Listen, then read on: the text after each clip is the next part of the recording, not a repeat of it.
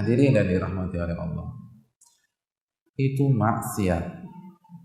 Maksiat adalah meninggalkan yang wajib dan mengerjakan yang haram.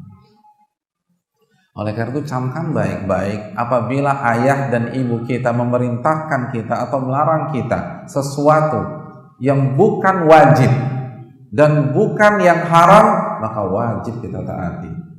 Pernah dengar tidak fatwa Atha bin Abi Rabah?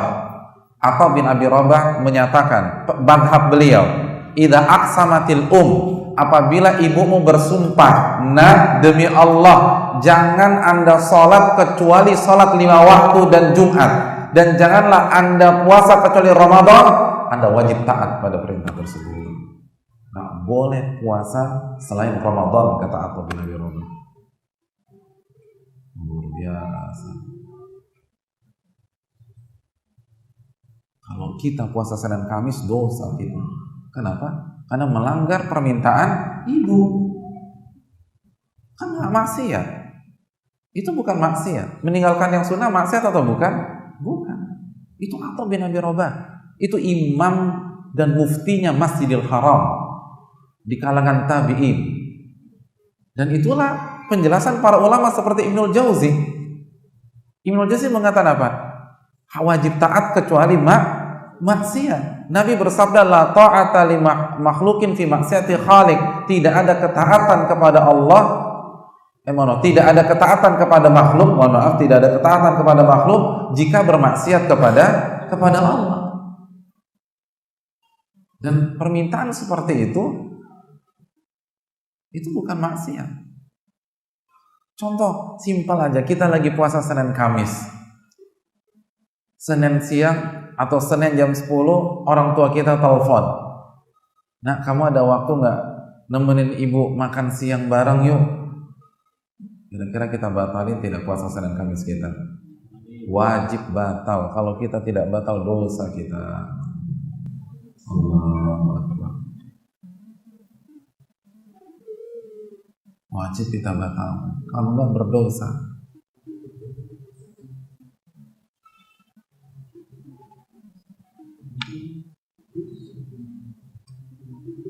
Hadirin yang dirahmati oleh Allah Subhanahu wa taala.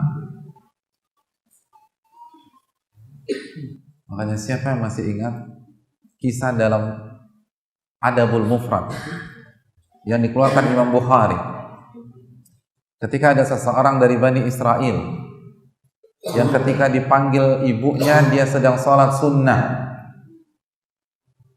lalu dia tidak batalkan sholat sunnahnya tersebut dan membiarkan ibunya memanggil dia dan akhirnya pulang dalam kondisi kecewa, dan ibunya mengatakan, "Ya Allah, jangan wafatkan anak saya sebelum melihat wajah pelacur." Siapa dia? Juraij. Masya Allah. Hadis itu sahih, bisa dicek dalam Adabil Mufrad Sahih Bukhari. Adil Mufrad karya Imam Bukhari. Dan diijabah oleh Allah. Ada seorang pelacur yang berzina dengan sang pengembala. Lalu ketika hamil, pelacur itu mengatakan bahwa ayah biologis dari anak ini adalah Juraij. Akhirnya masa keburu tersulut emosi dan menghancurkan rumah ibadah Juraij. Lalu Juraij dipanggil dan diadili. Dan ketika berada di hadapan penguasa pada saat itu, dipertemukanlah dengan sang pelacur. Maka Juraij tersenyum kecil dan dia melihat wajah pelacur tersebut. Lalu Juraij mengatakan, "Boleh saya bicara dengan anak ini?" "Boleh." "Siapa bapakmu?" Maka anak itu dengan izin Allah mengatakan, "Pengembala." Karamah, karena Juraij wali, tapi dia melakukan kesalahan kecil, kesalahan tersebut. Akhirnya dibebaskanlah Juraij dan tempat ibadahnya mau dibangun dengan emas, dan beliau mengatakan, "Jangan, yang biasa saja." Lalu Juraij ditanya, "Kenapa Anda sempat tersenyum pada saat itu?" "Saya teringat doa ibu saya. Ini karena kesalahan saya waktu dulu." "Apa kesalahannya?" "Tidak membatalkan sholat sunnah." Allahu Akbar. Jadi tidak membatalkan sholat sunnah ketika dipanggil ibu itu kesalahan. Itu sholat sunnah hadirin. Kita nongkrong sama temen, ibu kita panggil di silent handphonenya. Miss call 15 kali. Na'udzubillah min dzalik. Lalu udzur syar'i, Allahu Akbar. Ini sholat sunnah. Orang tua panggil batalkan. Karena ini bukan maksiat. Membatalkan ibadah sunnah hukumnya apa? Makruh kata para ulama fikih. Bukan maksiat. Dan apabila apabila dibatalkan karena perintah orang tua, maka mendapatkan pahala. Makanya sebagian fatwa para ulama terdahulu mengatakan barang siapa yang membatalkan puasa sunnah karena permintaan orang tua, maka dia tidak perlu mengqadha puasa sunnah tersebut karena otomatis dia mendapatkan dua pahala. Pahala puasa sunnah dan pahala birrul walidain.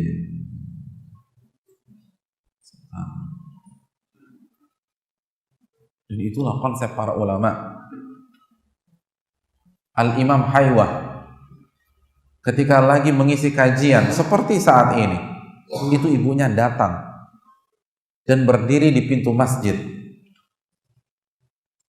Apa kata ibunya? Ya Haywah, bangun.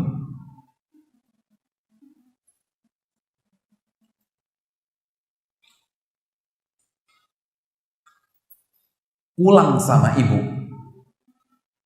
Kasih makan anak-anak ayam kita. Ini jamaahnya, muridnya ribuan. Terus ibunya berdiri depan pintu. Wahai Haywah, pulang sama ibu sekarang juga, kasih makan ayam. Ya Allah. Apa yang dilakukan Haywah? Subhanakallahumma bihamdika asyhadu an la ilaha illa anta astaghfiruka wa atubu ilaik. Pulang sama ibunya kasih makan ayam. Itu baru ulama. Coba kalau kita, ya mama bikin malu aku aja. Jangan teriak-teriak, SMS kan bisa. Wah, itu Masya Allah. Udah gitu kan misinya nggak bergengsi, kasih makan ayam. Kalau suruh perang gitu kan keren tuh. Ini kasih makan ayam di depan umum lagi. Subhanallah.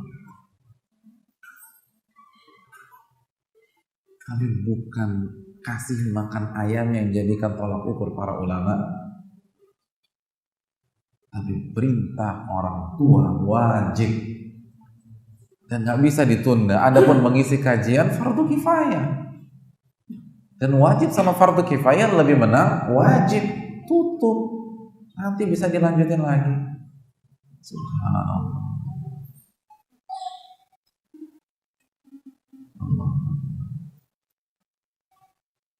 Orang zaman sekarang ibunya kesulitan ngubungin dia ketika dia sedang ngumpul sama teman-temannya. Ngumpul sama teman-temannya.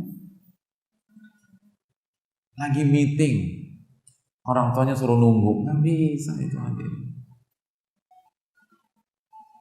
Nah, ini perbedaan kita dengan para ulama. Makanya hidup mereka berkah, rizki mengalir, sedangkan kita agak kesulitan mendapatkan rizki Allah Subhanahu wa Ta'ala. Orang tua prioritas. Ibnu Asakir, muhadits besar itu pernah terlambat menghadiri pertemuan atau janji di negeri Asfahan. Ketika beliau datang, ini nggak biasa-biasanya Ibnu Asakir terlambat. Ketika beliau datang, ditanya oleh orang-orang, wahai imam, kenapa engkau terlambat? Lam ta'dzan li ummi, mohon maaf, ibuku tidak mengizinkan aku. Ibuku tidak mengizinkan aku. Masya Allah. Kalau kita berani nggak buat alasan begitu? Nah, anak mama kan gitu kalau kita. Hari gini masih diatur-atur sama mama. Ini Ibnu Asakir, ulama besar. Kenapa mereka melakukan demikian? Kan mereka ingat sabda Nabi SAW dalam hadis Bukhari Muslim.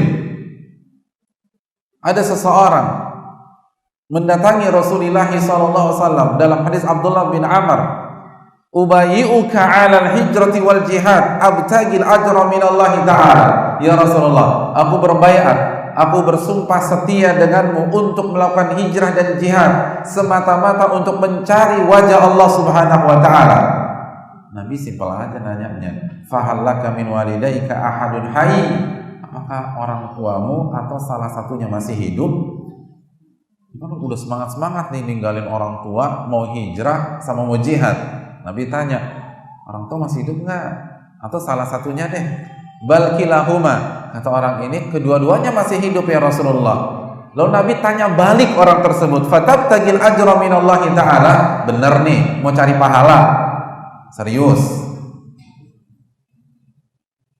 Kata orang ini, na'am, iya ya Rasul. Iya ya Rasul. Kata Nabi SAW, farji ila walidaik fa'ahsin sohbatahum. Pulang lagi ke rumah dan berbaktilah kepada mereka berdua. Jangan hijrah sekarang, jangan berangkat jihad, pulang dan berbakti kepada mereka. Dalam riwayat, sebelum saya tutup, ketika ini orang keluar, orang tuanya nangis. Kata Nabi, irji ilaihima fa'adhikhuma kama abkaitahuma. Pulang ke rumah Anda, buat mereka tertawa sebagaimana Anda baru saja membuat mereka